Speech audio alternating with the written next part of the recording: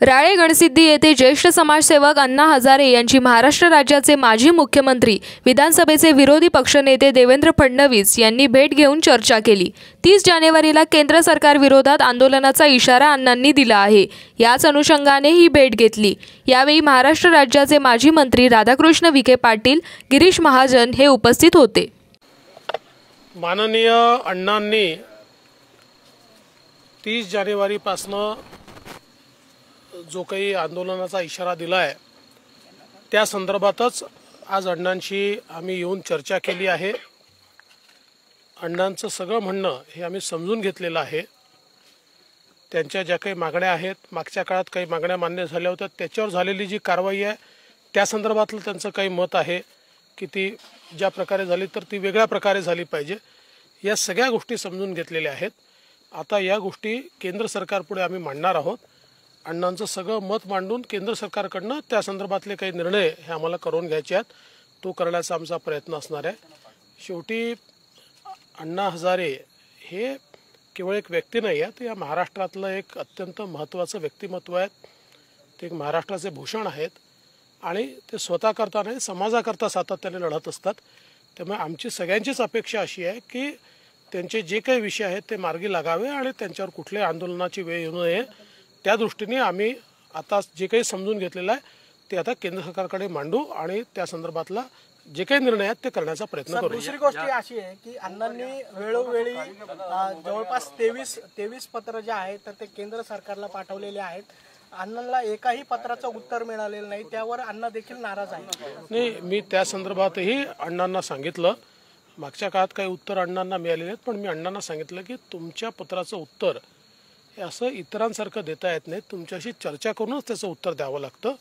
आणि म्हणून त्याही संदर्भात, कारण केंद्रीय कृषी मंत्र्यांनी मला स्वतः सांगितलं की अण्णांना उत्तर द्यायचं आहे तर अण्णांशी एकदा सगळी चर्चा करून त्यांना थातूरमातूर उत्तर देऊन चालणार नाही। त्यामुळे तुम्ही ते सगळे मुद्दे समजून घ्या जेणेकरून त्यांना उत्तर आपण सबस्टॅन्टिव्ह देऊ शकू। त्यामुळे सबस्टॅन्टिव्ह उत्तर देण्याकरताच हा प्रयत्न आहे। या आधी देखील तुम्ही राळेगणमध्ये आला होता, जवळपास 6 चर्चा झाली, लेखी आश्वासन दिलं होतं पण तरी तोडगा निघाला नाही। त्यावेळेसचा मुद्दा हा लोकपालाचा मुद्दा होता आणि त्या संदर्भात तात्काळ समिती तयार करून त्या आमच्या समितीने ड्राफ्ट देखील तयार केला होता। स्वतः माननीय अण्णांनी त्या ड्राफ्टला मान्यताही दिली होती। दरम्यानच्या काळात आमचं सरकार गेलं, नवीन सरकार आलं, मला समजलं की नवीन सरकारशी आता त्याच ड्राफ्टबद्दल चर्चा चालली आहे। सर, तुम्ही मेट्रो कार शेड प्रकरणी ते जाऊ द्या, आता इथे कुठं पत्र पाठवलं सर। माननीय अण्णा हजारे जी को हम आकर मिले, उन्होंने 30 तारीख से जो अनशन और आंदोलन के बारे में सूचित किया है वो न हो ऐसी सभी की इच्छा है। अण्णा जो है वो समाज के लिए एक भूषण है और महाराष्ट्र के लिए भी एक भूषण है, और इसलिए हमने ये प्रयास किया कि उनके जो सारे मुद्दे हैं वो हम समझ लें और उन मुद्दों को केंद्र सरकार तक पहुंचाकर उसके ऊपर कुछ निर्णय करें। पिछले समय अण्णा जी ने जो मांगे की थी उनमें से कुछ मांगों के ऊपर केंद्र सरकार ने निर्णय भी लिया।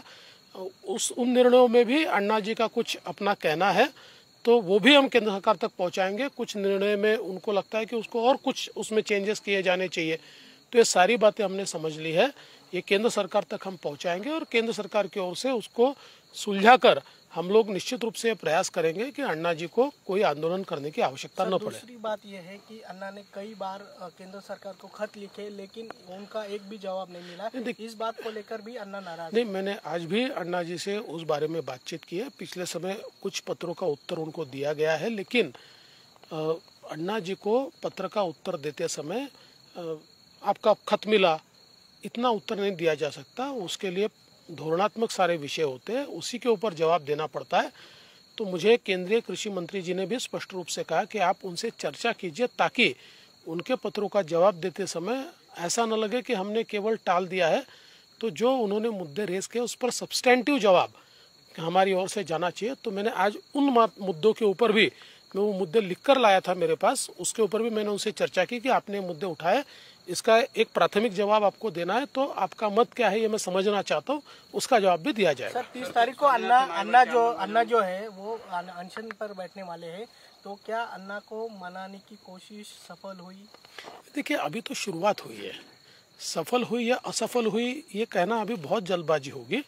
हम ये प्रयास करेंगे, लेकिन इतना ज़रूर है कि कोई महाराष्ट्र में, देश में ये नहीं चाहता कि अन्ना जी को किसी इस प्रकार के अनशन पर बैठना पड़े।